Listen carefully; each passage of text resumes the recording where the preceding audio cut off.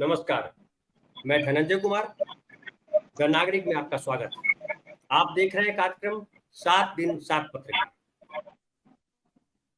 छत्तीसगढ़ की चर्चा कम होती है मुख्य मीडिया में, लेकिन छत्तीसगढ़ बीजेपी के लिए बहुत स्याह होने जा रहा है। छत्तीसगढ़ में उनकी जीत फिर आसान नहीं है और बघेल ने जिस तरह से वहां काम किया है, बघेल जिस तरह से वहां रणनीति बना रहे हैं, बीजेपी को नाकों चने चबाना पड़ रहा। एक तो उनके पास लीडरशिप नहीं है, दूसरे नरेंद्र मोदी जी की छवि भी अब बेहतर नहीं रही है। दूसरी तरफ कांग्रेस की स्थिति बेहतर हुई है, राहुल गांधी की छवि बेहतर हुई है, खड़गे साहब एक महत्वपूर्ण नेता के तौर पर राष्ट्रीय स्तर पर उभरे हैं, उनको मान्यता मिली है और स्वयं भूपेश बघेल दिन रात लगे हुए हैं। और जो एक था वहां पे कि भूपेश बघेल के साथ जो है वहां भी गुटबंदी है कांग्रेस में, वो सारी गुटबंदी फिलहाल खत्म दिखाई पड़ती है। कल जो है रैली शुरू होने वाली थी या कहिए यात्रा निकालने वाले थे बीजेपी के लोग, और उसको जो है गृह मंत्री अमित शाह जी जो है उस यात्रा को हरी झंडी दिखलाने वाले थे। बीजेपी की परिवर्तन यात्रा और वो दंतेवाड़ा जो वहाँ का नक्सलवादी इलाका है वहां से शुरुआत होने वाली थी, लेकिन अब वो फिलहाल रोक दी गई। अब वो क्यों रोकी गई है वो हम बात करेंगे हमारे जो साथी हैं छत्तीसगढ़ से जुड़े हुए उनसे। लेकिन मैं थोड़ी जानकारी दे दूं जो अखबारों में छपी है, मेरे पास जो अखबारों से पहुंची है, कि वहां पे जो है पुलिस लाइन से लेकर के कार्ली से लेकर के हेलीपैड से लेकर के मां दंतेश्वरी मंदिर और फिर वहां से लेकर के सभा स्थल तक जाने के लिए हजारों जवान तैनात किए गए थे। कुछ बताए जाते हैं कि 200 से ज्यादा 2000 से ज्यादा जवान सीआरपीएफ के, कोबरा के, डीआरजी के, एसटीए के लगाए गए थे। तो इतनी भारी सुरक्षा व्यवस्था, 5 ड्रोन कैमरे उनके जो है सभा स्थल तक उनको जो है कवर कर रहे थे, ये सारी तैयारी थी। तो मुझे लग रहा था कि भारत के गृह मंत्री को इतनी सुरक्षा की जरूरत क्यों पड़ रही है अपने ही स्टेट में, अपने ही देश में, अपने ही लोगों के बीच में, ये मेरे मन में सवाल था। और लेकिन जब जब ये यात्रा रुक गई है, नहीं हो रही है, तो फिर हम आगे इस पर बात करेंगे। लेकिन क्यों ऐसा, वो हम बात करेंगे। छत्तीसगढ़ के बड़े चर्चित पत्रकार हैं, हालांकि वो देश के जाने माने पत्रकार हैं, लेकिन वो छत्तीसगढ़ में रह रहे हैं, इसलिए मैं छत्तीसगढ़ के पत्रकार कह रहा हूं ताकि आपको समझें कि छत्तीसगढ़ की जमीनी हकीकत बता रहे हैं हमारे साथी। तो सबसे पहले उनका हम परिचय करा दें। हमारे साथ है आवेश भाई। आवेश भाई नमस्कार, आपका स्वागत है हमारे कार्यक्रम में।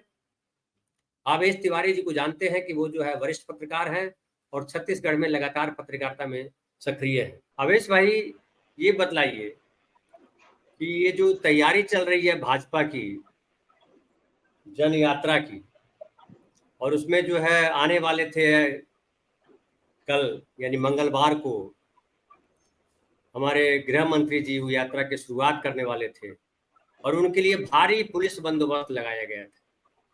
हेलीपैड पर उतरने वाले थे, वहां से फिर वो मंदिर जाने वाले थे, दंतेश्वरी मंदिर। 2000 से ज्यादा जवान लगाए गए थे सभा स्थल तक पहुंचने के लिए। भारत का गृह मंत्री जो पिछले लंबे समय से प्रभाव में है, देश का नंबर 2 माना जाता है सत्ता में, उसको इतना डर क्यों? अपने ही मतलब वो तो अपना देश है, दंतेवाड़ा में सरकार चल रही है, वहां कोई विदेशी सेना नहीं है, फिर इतना भय क्यों? दरअसल आपको बताएं कि ये भय जो है अमित शाह को अपनी सुरक्षा का भय नहीं है। भाई कौन डरा सकता है अमित शाह को? मोदी जी को डरा कौन सकता है? जो भय है दरअसल वह विपक्ष का है, और जो कि यहाँ पर सत्ता में है छत्तीसगढ़ में और स्ट्रांगली सत्ता में है। कांग्रेस पार्टी का अगर कहा जाए कि कहीं पर देश में वर्चस्व है, सर्वाधिक वर्चस्व है, तो वो छत्तीसगढ़ है, जहां पर बिना किसी सहयोग के और अधिकाधिक सीटें यहाँ मौजूद है। भारतीय जनता पार्टी के पास केवल 15 सीटें हैं, 90 विधानसभा सीटें कुल यहाँ के उसमें है। दूसरी बात आपको बताऊं कि जब अमित शाह आने वाले थे यहाँ छत्तीसगढ़ में, तो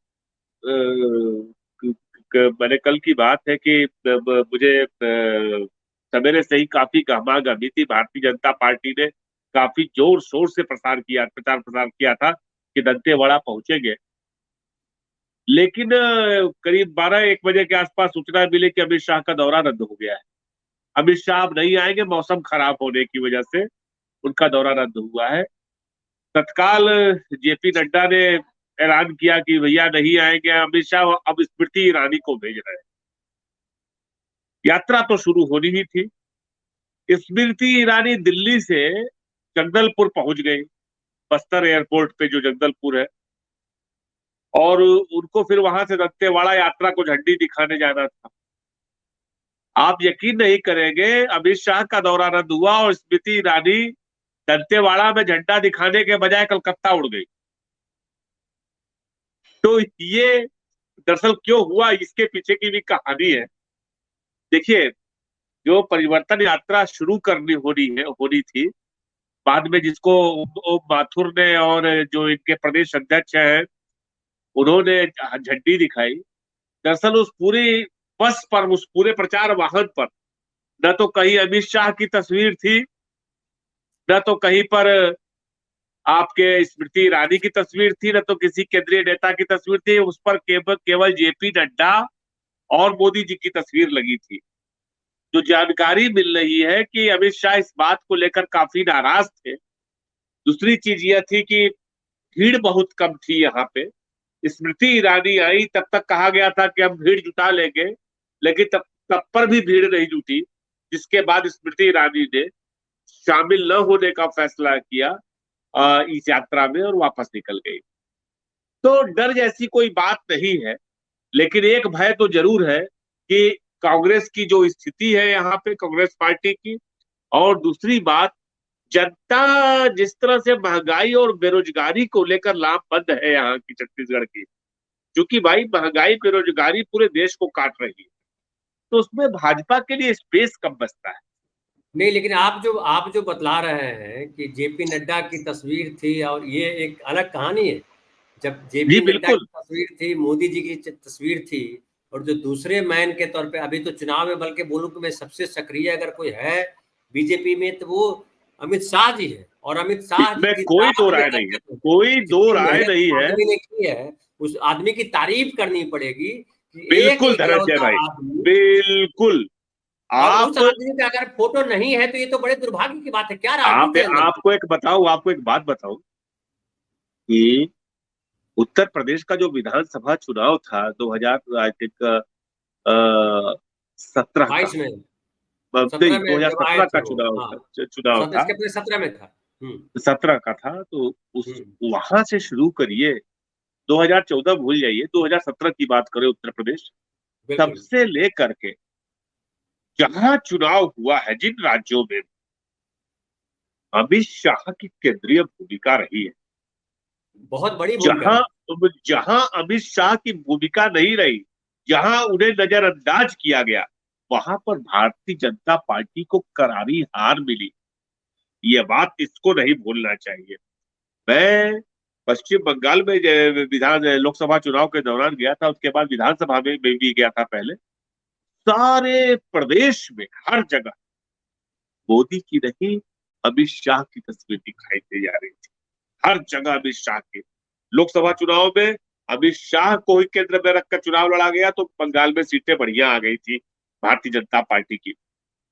यहाँ पर छत्तीसगढ़ में है क्या, ये एक बड़ा खेमा है जो हमेशा से अटल का जी का नाम लेकर के, आडवाणी जी का नाम लेकर, सुषमा स्वराज का नाम लेकर के राजनीति करता रहा है भाजपा का।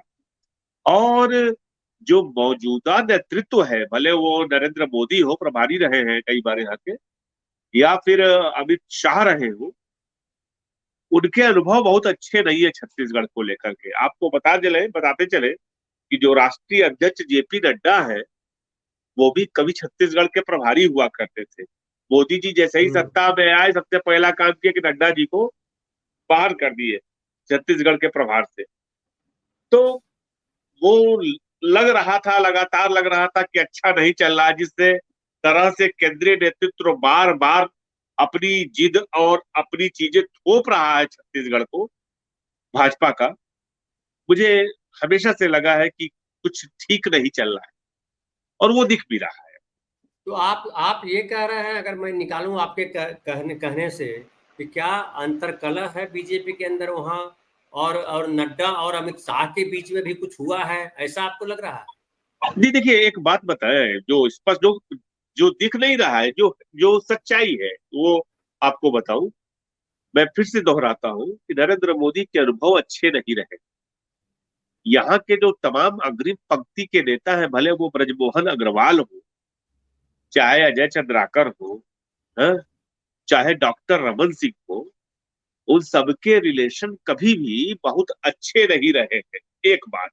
दूसरी बात कि भारतीय जनता पार्टी ने जैसे अभी 39 सीटें दिल्ली से घोषित की, उन 39 सीटों की घोषणा के बाद भारतीय जनता पार्टी में एकदम भगदड़ मची हुई है, आपस में तमाम विवाद है। हमें यह नहीं भूलना चाहिए कि यह प्रधान, जो इस वक्त देश के प्रधानमंत्री नरेंद्र मोदी है, जब 2014 में, आपको क्या लगता है 2018 में जो भाजपा सत्ता से बाहर गई, रमन सिंह सत्ता से बाहर गए, उसके पीछे आपको साफ साफ दिखाई देगा कि नरेंद्र मोदी एक बड़ी वजह रहे हैं। नरेंद्र मोदी ने 2013 के भाजपा के घोषणा पत्र में छत्तीसगढ़ को लेकर के जो जो बातें कही गई थी, जैसे ही वो सत्ता में आए, उन्होंने राज्य पे दबाव बना करके उन सारी चीजों को, सारी फ्री सब्सिडीज की, जो फ्रीबीज की घोषणाएं थी, उनको रोल बैक किया। बार बार रमन सिंह कहते रहे, लेकिन मोदी टस से मस नहीं हुए। न किसानों को बोनस बोनस मिला, न कर्ज मुक्ति हुई, तमाम घोषणाएं, न धान का दाम बढ़ा। तो जिसका नतीजा हमको चुनाव परिणाम में देखने को मिला, और रमन सिंह की 15 साल पुरानी सरकार चली गई। बार बार मुझे दिखाई देता है और लगता भी है कि लोकसभा चुनाव एक बड़ी चुनौती है नरेंद्र मोदी के लिए, लेकिन अगर छत्तीसगढ़ को लेकर के वो कभी मुझे इस दृष्टि में नहीं दिखाई दिए कि बहुत अधिक एग्रेसिव हो, या ऐसी पॉलिटिक्स कर रहे हो कि छत्तीसगढ़ में हार जीत जीने मरने का सवाल हो। लेकिन यह नहीं भूलना चाहिए, यह वही नरेंद्र मोदी है जिन्होंने भूपेश बघेल और उनकी पूरी सरकार के खिलाफ ईडी और सीबीआई को छोड़ रखा है, और बड़ी जबरदस्त ढंग से यह सारी एजेंसियां इस वक्त काम कर रही है। देखिए, आप जो कह रहे हैं आवेश भाई, जो जो थोड़ा हल्का सा विरोधाभासी है उसको स्पष्ट कीजिए, या मैं समझने में गड़बड़ कर रहा हूँ। एक तो आपने कहा कि जो है मोदी जी ने उनके वादों को पूरा नहीं होने दिया, जो वादे घोषणा पत्र में किए गए थे। एक दूसरी बात आपने कही कि ये जो अमित शाह जी हैं उनका पोस्टर नहीं लगाया गया, और नरेंद्र मोदी जी ने बहुत ध्यान भी नहीं दिया, जाने दिया। लेकिन छत्तीसगढ़ दो वजह से बड़ा इंपॉर्टेंट, एक तो लोकसभा की सीटें वहां है, विधानसभा तो चलिए ठीक है, लेकिन लोकसभा की सीटें हैं।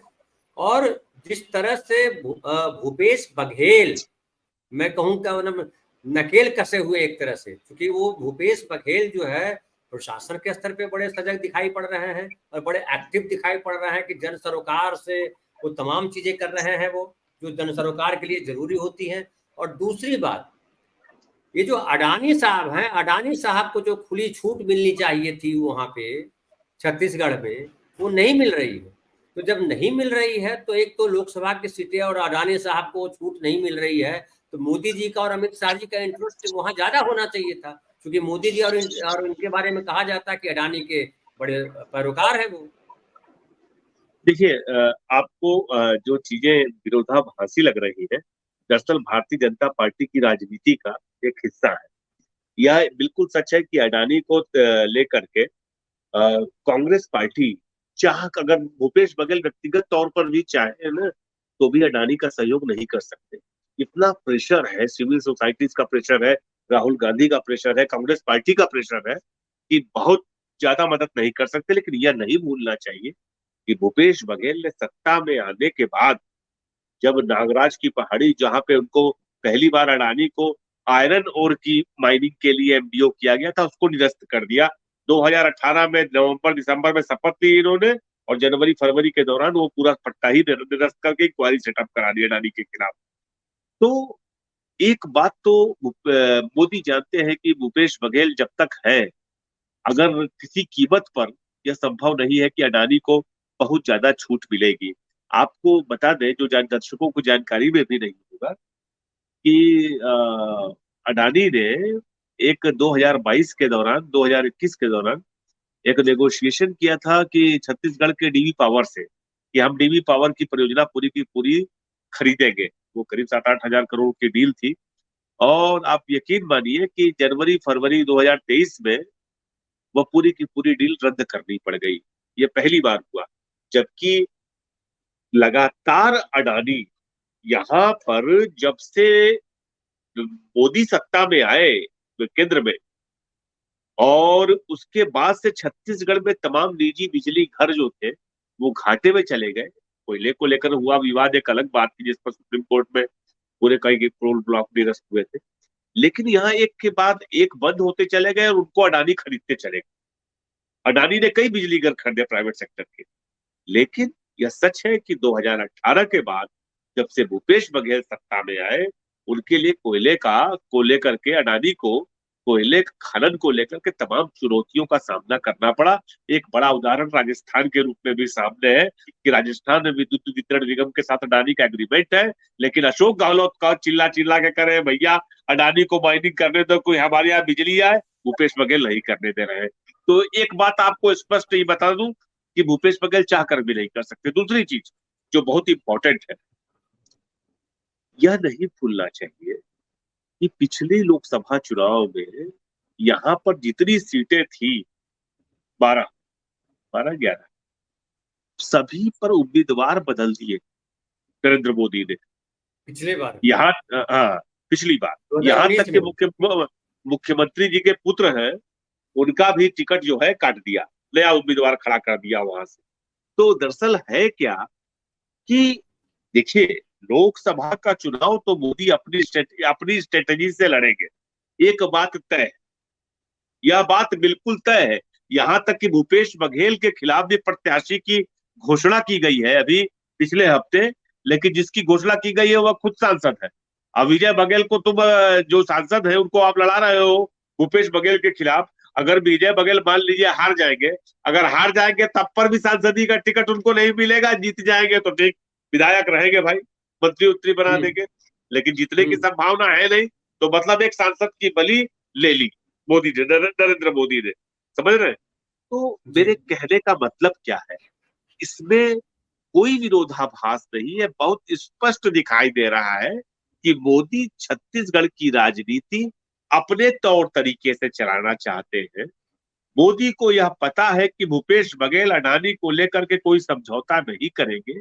साथ में नरेंद्र मोदी को यह भी पता है कि छत्तीसगढ़ की जो भाजपा है, उसके साथ उनको तालमेल के साथ नहीं चलना है, उसको बहुत ज्यादा तवज्जो नहीं देनी है।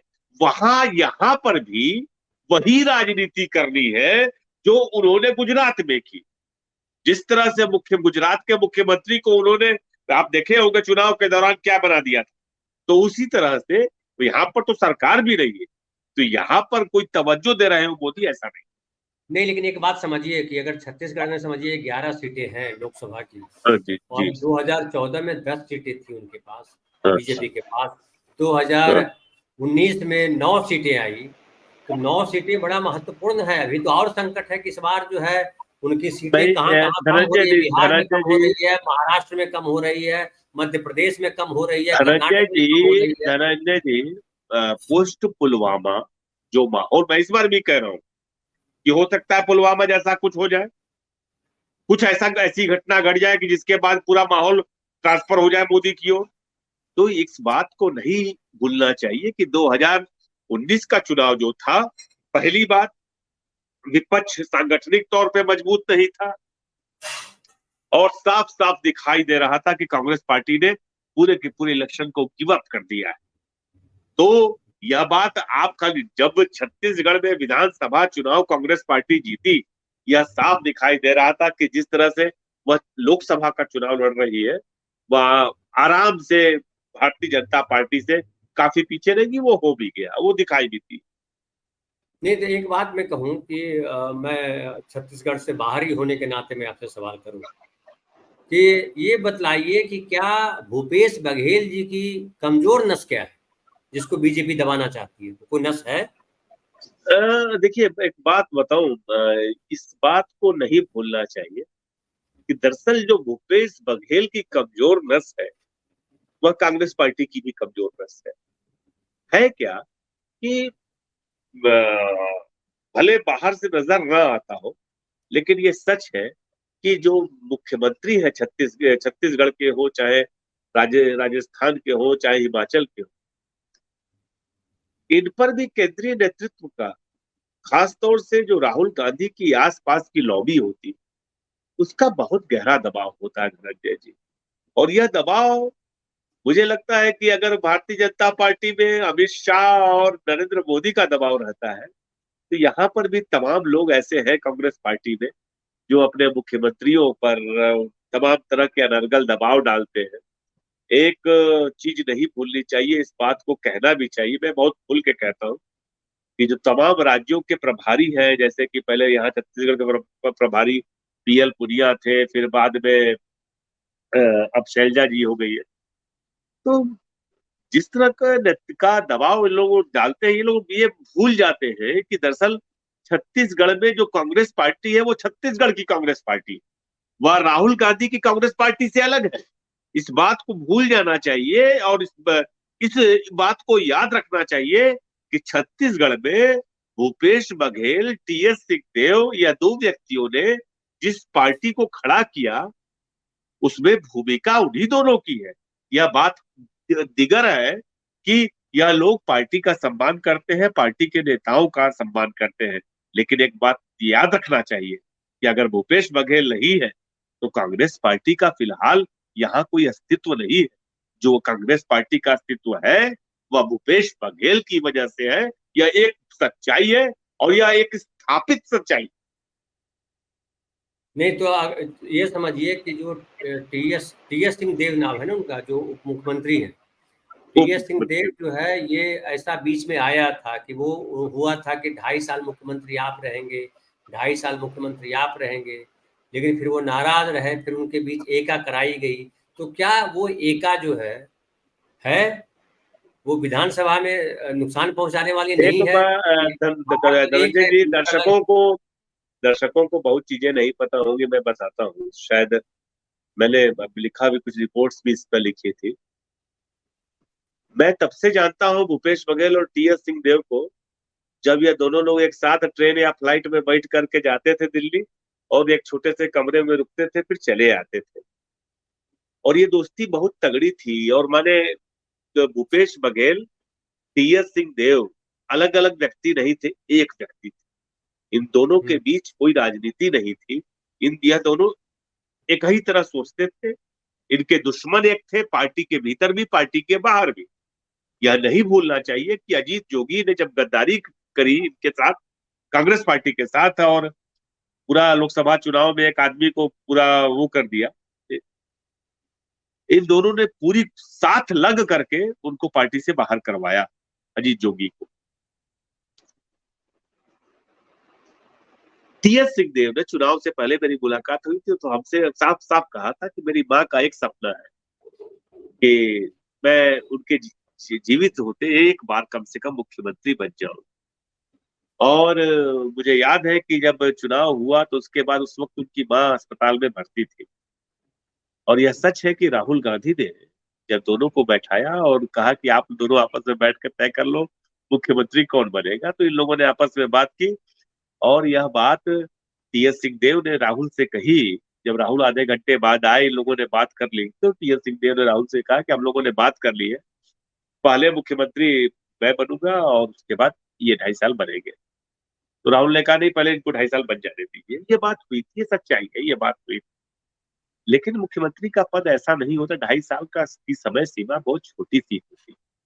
और यह नहीं भूलना चाहिए कि भूपेश बघेल ने अपनी उपस्थिति से खुद को साबित किया है। आज आप शायद दर्शक न जानते हो, आज भूपेश बघेल के पास जो टीम है, आप यकीन मानिए प्रशांत किशोर जैसे लोग हवा हो जाएंगे, जैसी उनके पास इलेक्शन जिताऊ टीम है, जिसका प्रयोग उन्होंने त्रिपुरा में, आसाम में किया, यूपी में किया और अब हिमाचल में किया।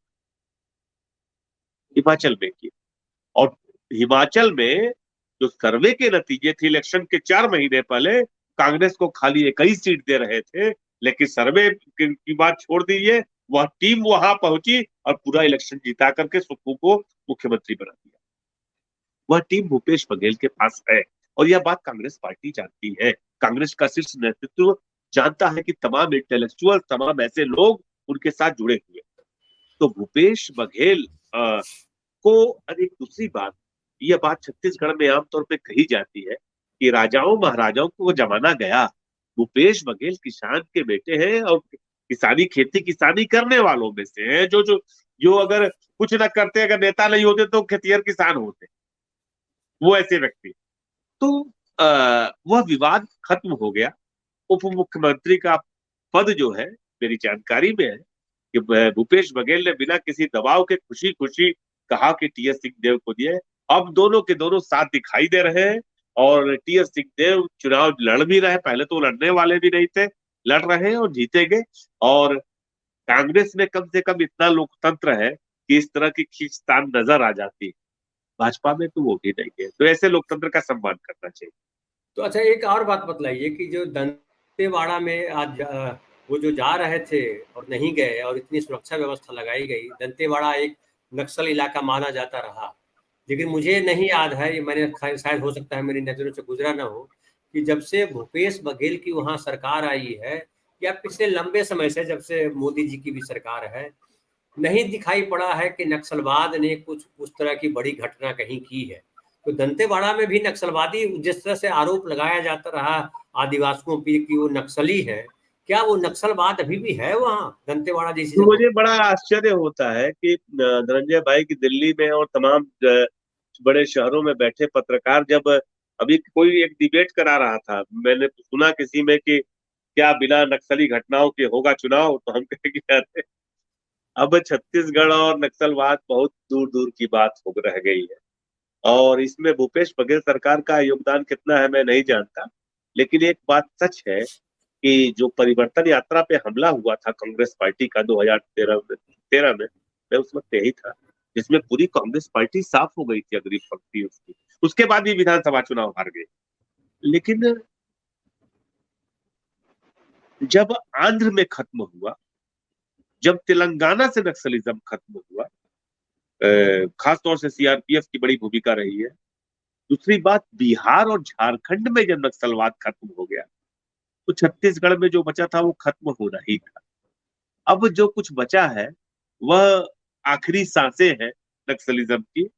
इसकी एक बड़ी वजह जो है वह यह हुई कि सरकार ने, कम से कम जो आदिवासी नेता थे, चूंकि देखिए बस्तर में हमेशा कांग्रेस जीतती आई है, भले भाजपा की 15 साल सरकार रही हो, विधानसभा चुनाव में वहां पे हमेशा ये रहा है कि कांग्रेस पार्टी का वर्चस्व रहा है। 29 में से 27 आदिवासी सीटें 29 में से 27 आदिवासी सीटें कांग्रेस पार्टी के हाथ में रही। तो कांग्रेस ने जब सत्ता में आई है 15 साल बाद, उसने वहां बहुत काम कराया। माने आप कल्पना नहीं कर सकते कि अबूझमाड़ में बच्चे स्कूल में आए, इसलिए दिन में 2 बार खाना दिया जाने लगा। अभी मेरे आज ही की खबर है कि उनको सवेरे ब्रेकफास्ट भी दिया जाएगा, दोपहर भी खाने दिया जाएगा, क्योंकि बच्चे ड्रॉप आउट न करें। अबूझमाड़ में मतलब ऐसा कि जहां का नक्शा ही तैयार नहीं है, लोग जाने से डरते थे।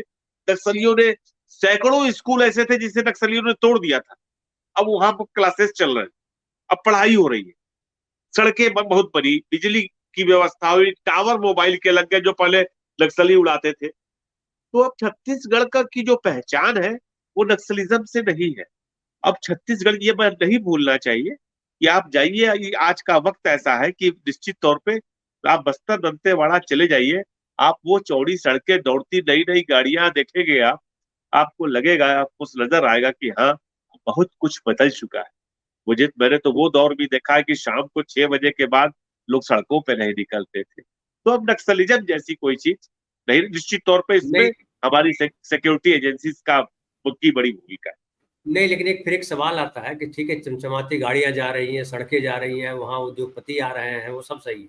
लेकिन जो जल जंगल और जमीन की बात करते रहे लोकल आदिवासियों की जब बात होती है, तो वो उन आदिवासियों का क्या हुआ? क्या उनके जीवन में भी बदलाव आया है कि वो आदिवासी वहां से भी कहीं नहीं उभर के नहीं कहीं आ नहीं गए? नहीं नहीं, बिल्कुल देखिए, खाली बदलाव नहीं आया है आदिवासियों के जीवन में। मैं यह बात बिल्कुल उसके साथ कह सकता हूँ कि आदिवासियों की हकदारी की बात भी हुई है। एक वक्त ऐसा था कि सुची टाटा ने जमीन ले रखी थी यहाँ पे बस्तर में, आदिवासियों की कोई निर्माण नहीं, कुछ नहीं, आदिवासियों ने अपने जोत कोड़ की जमीन दे दी। भूपेश बघेल ने आए तो कहे कि ना, वापस जमीन कराओ पहले आदिवासियों को। टाटा का पूरा सौदा निरस्त करके वो जमीन आदिवासियों को वापस कर दी गई।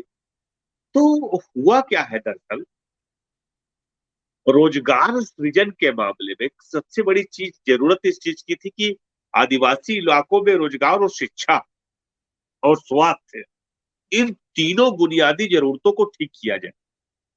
आज की खबर है कि मनरेगा में छत्तीसगढ़ देश में अव्वल आया है। बिल्कुल। आज की खबर, मैंने आज मैंने की वो न्यूज खबर है। देखी है, मैंने वो खबर देखी है। हाँ, हाँ। तो 100 दिन का मनरेगा में रोजगार देने में अव्वल नंबर पे है। अव्वल रहा है। तो आदिवासी इलाकों में जो काम की, देखिए वो मोटिवेशन देने की बात थी। और भूपेश बघेल ने बार बार दौरा किया, बस्तर का है, बार बार किया है, उतना किसी मुख्य, रमन सिंह जाते नहीं थे, ये सच्चाई है। भूपेश नहीं बघेल लेकिन बार बार गए। नहीं लेकिन एक सच्चाई ये भी है कि जब अंग्रेज भी इस देश में थे, तो जो जंगल था, जो जहाँ आदिवासी रहते थे, उन जमीनों का जो है नक्शा तैयार नहीं हुआ। कौन मालिक है ये भी तय नहीं हुआ। जो जो 1900 ईस्वी के आसपास जो नक्शा बना था पूरे देश में जमीन का, उस समय उसमें आदिवासियों की जमीन का, जंगलों का हिसाब किताब नहीं है। झगड़ा दरअसल यही है। और वो सारी जमीनें अगर किसी व्यक्ति के नाम पर नहीं है तो सरकार कहती है ये सारी जमीनें सरकार की, इसलिए जल जंगल जमीन का झगड़ा चल रहा है। क्या आदिवासियों को जमीन अलॉटमेंट की प्रक्रिया वहां चलाई है उन्होंने, क्या भूपेश बघेल जी ने? अरे अरे अरे अरे अरे, वनाधिकार कानून का भले सामुदायिक पट्टे हो चाहे एकल पट्टे हो, मुझे लगता है कि झारखंड से एक दूसरा बड़ा आदिवासी देश में, इसमें भी सबसे ज्यादा पट्टे जो है वो फॉरेस्ट राइट एक्ट के तहत छत्तीसगढ़ में बांटे गए। ये सच्चाई है। मैं, आप कहेंगे तो मैं आपको आंकड़ा भी बता दूंगा कुल कितने पट्टे बांटे गए, ये पता लग जाएगा मुझे। अभी मैं आपको दे सकता हूँ कि कितने पट्टे बांटे गए। सिर्फ इतना ही नहीं, बात यहाँ खत्म नहीं होती है। पट्टे का अ, मतलब दर्शकों को बतला दें, दर्शकों को थोड़ा बतला दीजिए। पट्टे का हाँ मतलब जी, होता है कि जमीन का अधिकार, कि भाई ये जमीन आपके नाम है, सरकार ने एक आपको दिया। सेकंड, मैं आपको बताता हूँ करेक्ट पोजीशन क्या है। एक बात और जो जरूरी है बता दें कि हम्म, वनाधिकार पट्टों का मतलब ये होता है कि जिन जिस जमीन पर आदिवासी, गिरिजन यह दावा करते हो कि यह जमीन हमारे बाप दादाओं की है और हम इस पर जोत कोड़ करते थे, उस पर उनको मालिकाना हक दे दे। बिल्कुल। ये फॉरेस्ट राइट एक्ट में था, ये यूपीए 2 में यह बिल आया था। उसके बाद से देश में इसको लेकर बड़ी लंबी लड़ाई लड़ी है छत्तीसगढ़ नहीं, में। पूरा पूरा हाँ आदेश देखिए, पारित ये 8 अगस्त की खबर है मेरे पास कि वन भूमि हम्म, का पट्टा देने में छत्तीसगढ़ देश में अग्रणी है। सत्या। और दरअसल हाँ, इसमें ये लिखा है कि कुल 50,751 वन अधिकार पत्र दिए गए, कुल हम्म, 69,000 के करीब हम्म, दिए गए हैं। और कुल 25,109 सामुदायिक वन प्रपत्र दिए गए। हम्म, और मतलब ये बहुत संख्या, बहुत ज्यादा है। तो बिल्कुल ये बिल्कुल। वन अधिकार का एक दूसरी चीज जो हुई है, जो मैं बताना इंपॉर्टेंट चाहता था आपको, छत्तीस, आप कल्पना नहीं कर सकते क्या हुआ है। केंद्र सरकार तमाम सार्वजनिक क्षेत्र के प्रतिष्ठानों को निजी क्षेत्रों को बेच रही है, जिनमें यहाँ का एलएमडीसी का स्टील प्लांट भी नगरनार का है। आप यकीन नहीं करेंगे कि उस प्लांट को में आदिवासी ज्यादा से ज्यादा, उनका आदिवासियों को रोजगार मिले, आदिवासी पे दखल न किया जाए। उस प्लांट की बोली लगाने में जहां तमाम निजी, अडानी से लेकर तमाम लोग लगे हैं, उसमें एक बोली छत्तीसगढ़ सरकार ने भी लगाई। देश में ऐसा पहली हम्म, बार कि कोई केंद्र हम्म, सरकार कोई प्रतिष्ठान बेच रही है और राज्य सरकार कह रही है कि हम खरीदेंगे उसे। तो देखिए एक बात और भी बताऊं जिसमें दरअसल भूपेश बघेल की राजनीति भी हमेशा ज्यादातर आदिवासी और पिछड़ों की केंद्रित रही है। और दूसरी बात कि अगर कभी वो चाहे भी तो इससे निकल नहीं सकते। छत्तीसगढ़ में जो आरक्षित सीटें हैं उनकी संख्या इतनी ज्यादा है ना कि उससे निकला नहीं जा सकता। और जिस तरह से आदिवासी, आप तो आपके प्रदेश अध्यक्ष दीपक बैज भी आदिवासी है, वहां पे बड़े आदिवासी तबके से कम दो तीन मंत्री भी आपके हैं। तो है क्या कि भूपेश बघेल उससे निकल नहीं सकते। और आदिवासी यहाँ के छत्तीसगढ़ के, आप जवाबदेही पूरी नहीं करेंगे तो आपको सबक सिखा देंगे। यह बात कांग्रेस जानती है। तो आप जो उनकी तारीफ कर रहे हैं और बतला रहे हैं ये काम कर रहे हैं, वहां बड़े नहीं लोकप्रिय नहीं नहीं नहीं नहीं नहीं नहीं, ये तारीफ उनकी नहीं है, यह तारीफ उनकी नहीं। देखिए मैं बहुत स्पष्ट बताऊं, ये तारीफ और किसी की राजनीति की चर्चा करना बिल्कुल बिल्कुल दोनों नहीं, मैं अलग अलग वही कह रहा बातें होती है। हूँ, तारीफ इस संदर्भ में कर रहा हूँ कि उनमें अब तक जो है हम नहीं ढूंढ पाए हैं अवगुण। मैं ये अब सवाल भाई कर रहा अब हूँ। अगर आप मुझसे मैं पूछते ये कि सरगुजा की बात मैं करते, सुनिए, सरगुजा की बात करते तो मैं कहता कि बस्तर में एक तरफा किया, सरगुजा में कम किए। हम तो मैं कहते आता ही हूँ बात। मैं आता हूँ उस पे।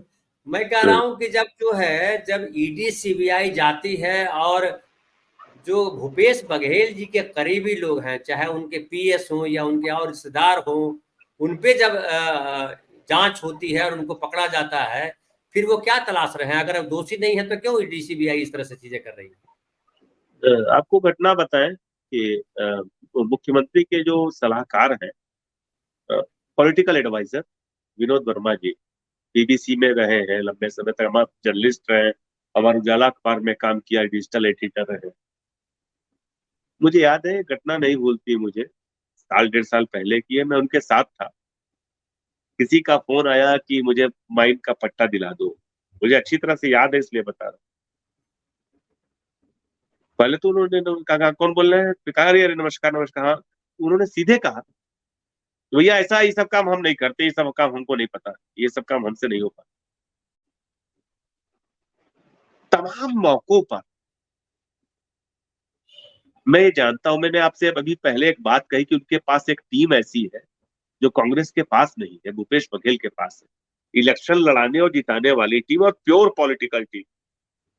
तो मैं इतना तो जानता हूं, देखिए इस बात में कोई दो राय नहीं है कि बीजेपी जो कहती है कि छत्तीसगढ़ कांग्रेस का एटीएम है, तो इसमें कोई सच्चाई नहीं है, कोई झूठ बहुत ज्यादा नहीं होगा। ऐसा नहीं होगा कि छत्तीसगढ़ में से पैसा कांग्रेस पार्टी को ना मिलता हो।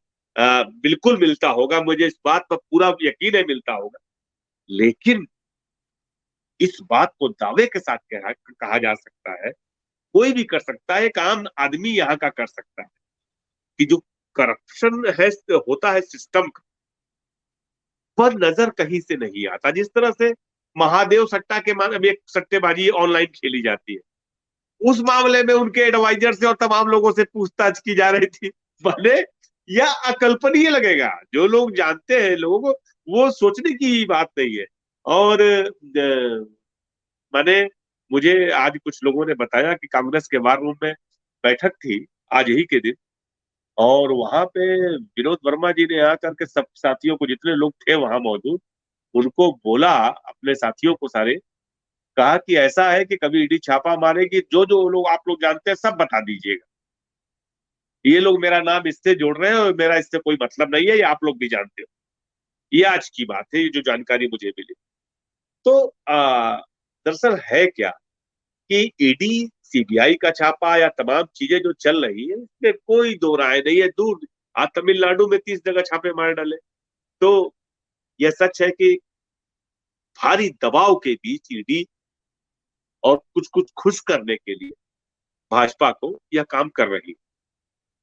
अगर करप्शन है छत्तीसगढ़ में, जो कि है, तो वो निश्चित तौर पर ब्यूरोक्रेसी के लेवल पर है, और कई जगह मुझे लगता है कि बहुत बढ़ा है। इसमें कोई दो राय नहीं है कि भारतीय जनता पार्टी की 15 साल की सरकार में जो ब्यूरोक्रेसी पूरी तरह से करप्ट हो चुकी थी, वह इस सरकार में जब उन्होंने यह देखा कि एक किसान का लड़का मुख्यमंत्री बन गया और जो बहुत सहज है, बहुत सरल है, तमाम जर्नलिस्ट जो सहृदय है वो सब सत्ता में भागीदारी कर रहे हैं, तो ब्यूरोक्रेसी के लेवल पर करप्शन बढ़ा, इसमें कोई दो राय नहीं है। लेकिन आप मुख्यमंत्री को, उनके साथ के लोगों को, उनके परिवार वालों को, अरे भाई उनके बच्चों को छोटे आप परेशान कर रहे हो, ये कौन सी पूछताछ है, ये कौन सी बात?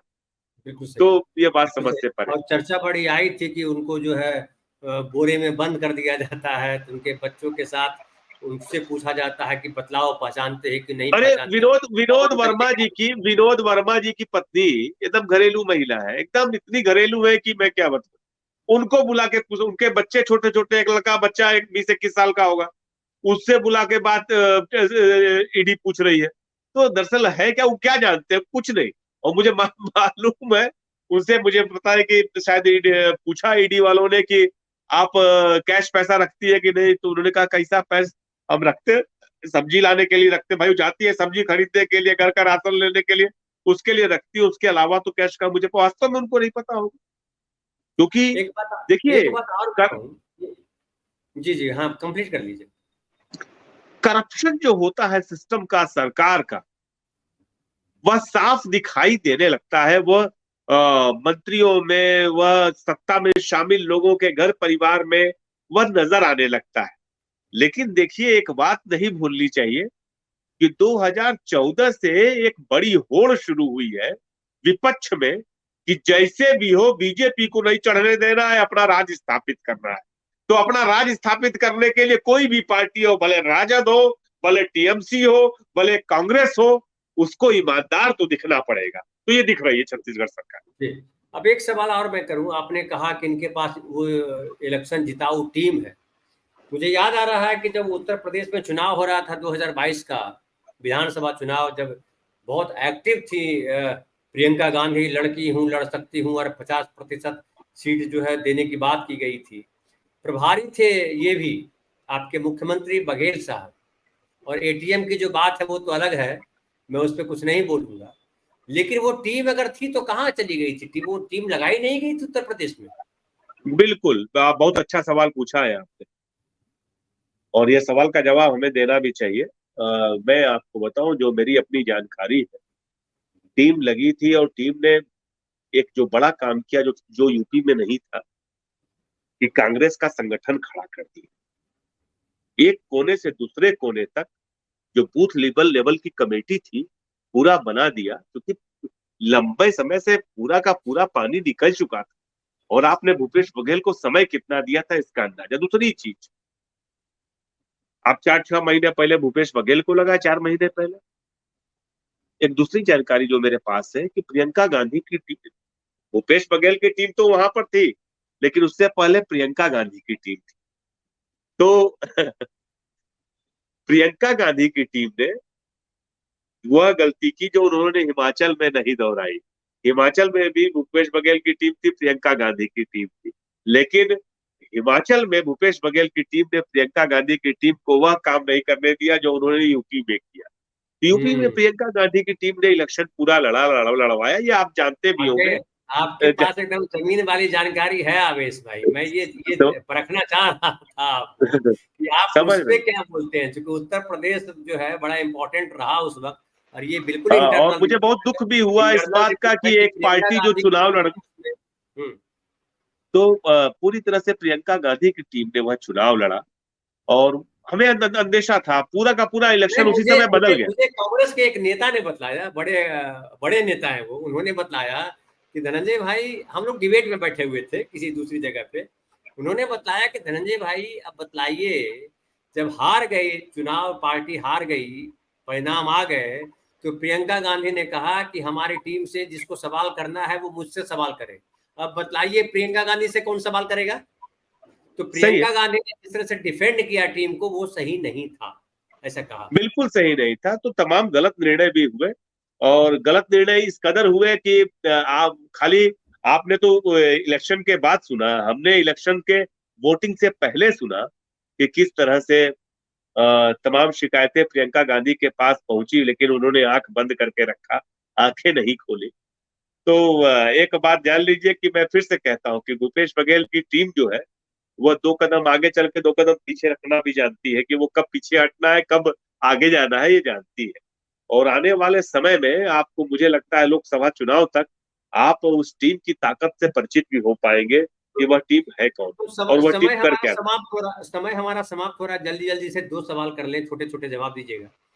क्या जी आपको लग रहा है कि छत्तीसगढ़ में लोकसभा सीट इस बार जो है 11 में से 9 सीट बीजेपी के पास है, कितनी सीटें बीजेपी गवाएगी, अगर अगर आपकी तरह से, आपकी भाषा में बात करें तो? देखिए, लोकसभा के बारे में तो भविष्यवाणी मैं नहीं करना चाहता, क्योंकि देखिए छत्तीसगढ़ में इलेक्शन बहुत तेजी से बदलता है। बहुत तेजी से। पिछला 2018 का विधानसभा चुनाव फर्स्ट फेज के बाद बदल गया। पहले फेज में, उसके बाद जो कसम उठाई हुआ, धान का दाम बढ़वाने की बात हुई, पूरा इलेक्शन वन साइडेड हो गया। और पुलवामा हमले के बाद जैसी उत्तर भारत की स्थितियां थी, वही छत्तीसगढ़ की स्थिति रही। लोकसभा चुनाव को लेकर के अभी कोई भविष्यवाणी करना ठीक नहीं, नहीं होगा, लेकिन नहीं, अगर कहें कि वैसी कोई विषम परिस्थिति नहीं आएगी या वैसी कोई स्पेशल नहीं आएगी परिस्थिति तो नहीं एकदम आएगी, स्पष्ट है कि कांग्रेस पार्टी बीजेपी के लिए यहाँ पर शहरी क्षेत्रों की 2-3 सीटें जीत ले, लेकिन मुझे नहीं लगता है कि कोई 4 सीट, 3 से 4 सीटों के बीच भारतीय जनता पार्टी रहेगी, अगर इस परिस्थितियां ऐसी ही बनी रही। और विधानसभा चुनाव में पूरी मुझे उम्मीद है कि कम से कम 55 से 60 के बीच कांग्रेस की सीटें होनी चाहिए, जैसा नजर आ रहा है अभी फिलहाल। 55 से 60 अगर बोल रहे हैं तो इसका मतलब कांग्रेस की सीटें घट रही है, हाँ बिल्कुल घट बीजेपी की रही है, सीटें बढ़ रही नो हैं, इसका डाउट। मतलब ये होता है। बिल्कुल बिल्कुल बिल्कुल, कांग्रेस की सीटें घट रही है इसमें। अच्छा। हाँ, हाँ, घट बोलिए रही, बोलिए बोलिए, कांग्रेस की क्या वजह? सीटें वह घट रही है। इसकी एक बड़ी वजह यह है कि देखिए, सबको खुश नहीं किया जा सकता। अगर आप मुझसे पूछेंगे कि भूपेश बघेल सर, आप कह रहे थे बड़ाई करते हुए, मैं आपको बताता हूँ कि इनके साथ निगेटिव क्या है। शहरी आबादी खुश नहीं है भूपेश बघेल से, ग्रामीण क्षेत्रों के लोग बहुत खुश हैं। शहरी आबादी के लिए काम कम हुआ है, कम दिखाई भी कम दे रहा है। ओके। एक बात। अच्छा, अच्छा, एक और सवाल का जवाब दीजिए कि जल्दी से, कि उत्तर प्रदेश में अभी जो लोकसभा चुनाव होने वाला है, 2024 में जो चुनाव होंगे, उसमें भूपेश बघेल और उनकी टीम कितनी प्रभावी होगी, और अगर प्रभावित होती है, क्योंकि विधानसभा में जो सबक लिया गया है वो तो है, देखिए, दिखा हरियाणा, वहाँ हिमाचल प्रदेश में, तो उस क्या क्या एक संभव? एक जानकारी मेरे पास ये है कि अभी फिलहाल भूपेश बघेल जो की टीम जो है, वही लोकसभा चुनाव भी देखेगी, क्योंकि अब तक अभी भी सारा काम जो है वो वही देख रहे हैं, उनकी टीम ही देख रही है। तो मुझे लगता है कि वो फिर लोकसभा चुनाव में भी सक्रिय होगी। अजय राय को प्रदेश अध्यक्ष बनाने में भी भूपेश बघेल जी की बड़ी भूमिका रही है। हम्म। और अब देखिए, इंडिया लड़ेगी चुनाव यूपी में, तो अब इंडिया सही। को ताकतवर बनाना है। मुझे लगता है कि कोऑर्डिनेशन के लिए भूपेश बघेल की टीम बेस्ट है। बेस्ट। बहुत बहुत बहुत बहुत धन्यवाद आवेश भाई, आपने पूरी जानकारी दी और जमीनी जानकारी दी, और बेला, जिसको कहते हैं बेला, बेलौस बेलाग, दोनों जानकारी दी। आपका बहुत बहुत धन्यवाद। हम फिर मिलेंगे किसी दूसरे कार्यक्रम में। नमस्कार धन्यवाद सभी दोस्तों। दर्शकों को, मेरा नमस्कार। जी, जी। दोस्तों, तो ये हमारे साथ आवेश भाई थे। आपने देखा कि कितना बढ़िया उन्होंने जानकारी दी। छोटे प्रदेशों की जानकारियाँ हमेशा कम होती है, लेकिन कोने-कोने की जानकारी दी उन्होंने, चूँकि वो जानते हैं, बड़े ज़मीनी पत्रकार हैं, वो घूमते रहते हैं इलाकों में, और सब लोगों से के साथ संपर्क में रहते हैं। बेहद जो है सहृदय व्यक्ति हैं, किसी की हेल्प करने के लिए कहीं चले जाते हैं। तो वो क्वालिटी होती है, जनता के साथ जुड़ाव होता है। पत्रकार का मतलब मंत्री से चिपका रहे नहीं है। पत्रकार का मतलब जो जनता के साथ खड़ा हो, जनता की बात करे, जनता की हेल्प भी करे, ऐसे पत्रकार है। एक्टिविस्ट टाइप पत्रकार मैं उनको बोलता हूँ। तो आपको ये प्रोग्राम कैसा लगा, आप ज़रूर बतलाएं, और अगर अच्छा लगता है तो अपने दोस्तों परिचितों के साथ शेयर करें, और फिर आप मिले 3 बजे के कार्यक्रम में, शाम 7 बजे के कार्यक्रम में। कुछ न कुछ हम अच्छी नई बातें करेंगे। बहुत बहुत धन्यवाद।